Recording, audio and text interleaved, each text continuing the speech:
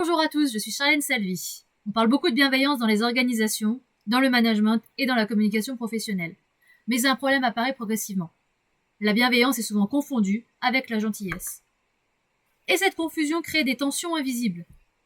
La bienveillance n'est pas l'absence de confrontation, elle n'est pas l'absence de cadre, elle est la capacité à poser des limites, avec respect et stabilité émotionnelle.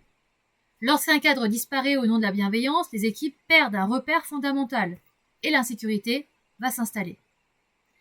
La gentillesse cherche l'approbation sociale.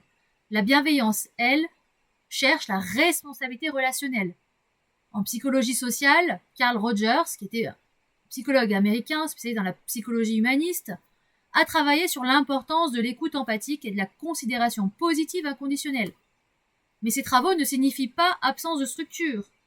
Ils ne signifient pas non plus une compréhension seule, il faut une compréhension plus un cadre. Une erreur fréquente aujourd'hui consiste à utiliser l'empathie comme une justification pour éviter le conflit. Or, éviter le conflit ne le supprime pas, il le déplace. Éviter un conflit ne le fait pas disparaître, il le transforme en tension invisible. Quand un manager évite de recadrer, les comportements problématiques persistent, les attentes deviennent ambiguës, la frustration augmente.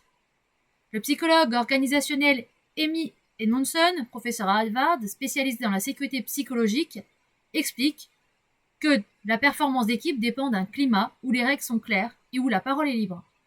Mais la liberté, ce n'est pas l'absence de structure. Sans cadre, la liberté devient confusion, et la confusion crée de l'anxiété collective. Un cadre clair rassure, un cadre flou crée de l'insécurité.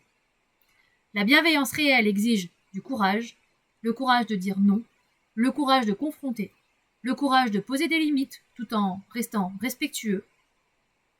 Les tensions invisibles finissent toujours par parler.